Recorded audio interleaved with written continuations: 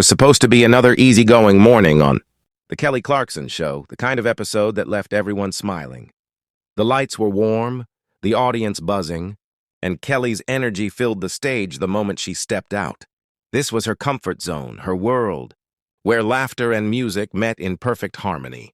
And then came Teddy Swims. The soulful singer had been having the year of his life. Every song he released climbed the charts. Every performance went viral. The audience erupted the moment his name was announced.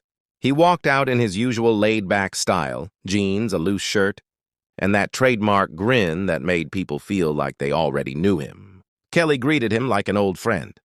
"Teddy Swims, everybody!" she said, the crowd cheering louder as he waved and took his seat. "I just have to say, I've been listening to your stuff nonstop. Man, that voice of yours is something else." Teddy smiled, humbled. "That means a lot, Kelly. Seriously, I grew up listening to you. Being here is kind of surreal. The opening few minutes were everything you'd expect, light, funny, genuine. They talked about his new album, his tour, his love for old-school soul. Kelly laughed when he told stories about losing his voice before a show, or about his mom still calling to make sure he was eating right. Everything felt easy, until it didn't. It started with one question. "So let's talk about your journey," Kelly said, leaning forward in her chair. "Because you didn't take the traditional route, right? You were posting covers online for years before you broke through. What was that like, putting yourself out there, day after day, not knowing if it would ever lead anywhere?" Teddy nodded, thoughtful. "It was tough," he said. "There were days I thought about quitting. But music, it's like breathing for me. I couldn't stop even when nobody was watching. I didn't do it for fame. I did it because I had to." Kelly smiled softly. "That's beautiful," she said. But there was something different in her tone now, something almost analytical. "But let's be honest. You had to know that doing covers wasn't going to make you a star forever. At some point, you had to switch to original music. Was that a calculated decision?" The word calculated hung in the air like a challenge. Teddy hesitated, his smile fading just a little. "I wouldn't say calculated," he said slowly. "It was just natural. I had my own stories to tell. When I started writing originals, it came from the heart, not from a plan." Kelly tilted her head, still smiling, but her eyes said something else. "Sure, but you did it at the perfect time, right? When your audience was big enough to care. That's strategy, whether you admit it or not." A low murmur rippled through the crowd. Teddy shifted in his seat. "I mean, I guess you could call it timing," he replied, his tone tightening. "But isn't that just being smart? Why would I release music before I was ready? That's not strategy, it's common sense." Kelly's smile didn't reach her eyes now. "There's a fine line between being authentic and being strategic," she said. "And sometimes, in this industry, it's hard to tell which one's driving the bus." Teddy blinked, clearly taken aback. "Wait," he said carefully. "Are you saying I'm not authentic?" Kelly raised her hands defensively. "I'm not saying that. I'm just asking the questions people think about. You've built this image, the everyman, the guy who made it through grit and talent alone. But you've also played the industry game really well. There's nothing wrong with that. Let's just call it what it is." The word image landed like a punch. Teddy leaned forward, his voice steady but edged. "With all due respect, Kelly, I don't have an image. I didn't have a label crafting who I am. I was literally singing in my bedroom, posting videos because I didn't have anything else. That wasn't marketing. That was survival." Kelly crossed her legs, her tone sharpening.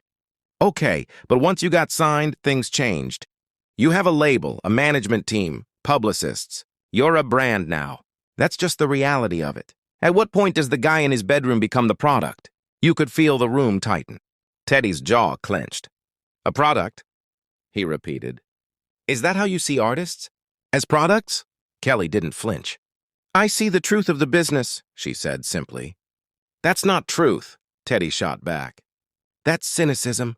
The tension was visible now, crawling across the stage. The audience had stopped clapping, stopped moving, just watching. "Kelly," Teddy said, his voice lower now, like he was trying to keep control. "I came here to talk about my music, not to defend my existence. You're questioning my integrity, and honestly, it feels personal." Kelly leaned forward. "I'm not attacking you," she said. "I'm doing my job, asking real questions. This isn't about feelings, it's about honesty." "Honesty?" Teddy's voice cracked with emotion. You're not being honest. You're being cruel! That one word, cruel, seemed to cut through everything. Kelly's expression hardened. I think you're being defensive, she said coolly. Every artist has to make compromises. Every artist manages their image. You're not an exception. Teddy exhaled sharply, disbelief flashing across his face. Wow, he said softly. I actually thought you'd understand. You came from a reality show. Kelly, people said the same things about you, that you were manufactured, that you were a product. I thought you'd get it. Kelly's eyes flashed. Don't turn this around on me. My journey has nothing to do with this. Doesn't it, though? Teddy fired back. Because you're doing the exact thing people did to you, trying to poke holes in someone else's story just because it doesn't fit your narrative. Why? What's the point? The silence in the room was suffocating now. Even the camera crew looked unsure whether to keep rolling. Kelly straightened up, voice sharp. The point is I ask tough questions. If you can't handle that, maybe you're not ready for this level of exposure. Teddy's chair scraped against the floor as he stood up, the mic cord tugging at his belt. Not ready, he said, his voice rising. I've been ready for this my whole life. What I'm not ready for is being disrespected on national television. Kelly stood too, her voice matching his. Disrespected? I'm doing my job, Teddy. This is called journalism. He laughed bitterly. Journalism? Come on. This isn't journalism. This is theater. You wanted drama, and now you've got it. Teddy, that's not fair. No, he cut in, pointing a trembling finger. What's not fair is you turning something I love, something sacred to me, into a punchline for your show. Kelly's face flushed. I'm giving you a platform to speak your truth. Then why do I feel like I'm on trial? For a moment, the two just stared at each other, two artists from completely different worlds, colliding under the bright lights. Teddy, Kelly said, her voice lower now, almost pleading. I've seen artists lose themselves in this business. I'm not your enemy. I'm just trying to show you the reality before it eats you alive. He looked at her, breathing hard. You think this helps? You think tearing me down on camera helps? I'm not tearing you down. Yes, you are, he said. You're questioning my heart, my motives, my soul. For what? Clicks? Views? Ratings? Her lips parted, but no sound came out. The audience gasped softly. Don't do that, she whispered. Don't make this about ratings. Teddy shook his head. You made it about ratings the second you turned this conversation into an interrogation. He started unhooking his mic. The sound of the Velcro strap pulling free echoed louder than it should have. Wait, Teddy, don't! Kelly reached out, but he stepped back. No, he said, his voice breaking. We're done. Because the problem isn't how you're asking these questions. It's that you don't respect me enough to listen to the answers. The producers were suddenly in motion, whispering into headsets, moving toward the stage. Kelly looked lost for a second, glancing toward them like she wanted someone to intervene. But nobody did. Teddy, sit down, she said, her tone turning firm again, as if she could still regain control. Let's just reset. We'll cut around this later. He gave a hollow laugh. Reset? You can't reset disrespect. Kelly's jaw tightened. You're overreacting. Am I? Teddy asked, staring her down. Because there's a difference between asking tough questions and crossing a line. And you crossed it the moment you called me a product. The crowd murmured again, a few even booing softly, not sure at whom. Kelly looked around, trying to steady her composure. You're in this industry now, Teddy. Whether you like it or not, music is a business. If you can't face that, you won't last. He shook his head slowly. Maybe I don't want to last in the way you think I should. Maybe I don't want to play by your rules. That's naive, Kelly said flatly. Idealism doesn't pay the bills. Teddy's voice dropped to almost a whisper. If keeping my integrity makes me naive, then I'll wear that proudly. Because I'd rather be naive than cynical. That line hit the audience hard. Even Kelly blinked. Naive? She repeated, her tone softening for the first time. Teddy, I've been doing this for 20 years. I've seen what happens when you let idealism blind you. It's not about being cynical, it's about surviving. He met her gaze. And maybe that's the difference between you and me, he said quietly. You're surviving. I'm still trying to live. The air seemed to freeze. For a long moment, nobody moved. Then Teddy gently placed the mic on the couch beside him. "I came here to talk about my music. My passion," he said, his voice trembling but clear. "But all you wanted to do was prove that I'm just another cog in the machine. Maybe you're right. Maybe that's all I'll ever be. But I still believe in what I do. I still believe music can be real." He turned and started walking off stage. Kelly took a small step forward. "Teddy, wait, please." He paused, his back to her. "You know what hurts the most?" he said without turning around. "That I looked up to you. I thought you'd understand. But maybe the industry changes people more than they realize." And then he walked away, the sound of his footsteps echoing through the silent studio. Kelly stood there, frozen. The cameras were still rolling. The audience didn't know if they were supposed to clap, gasp, or just sit in stunned silence. Finally, Kelly exhaled, rubbing her forehead as the lights dimmed. "We'll be right back," she muttered, her voice barely audible as the producers cut to commercial.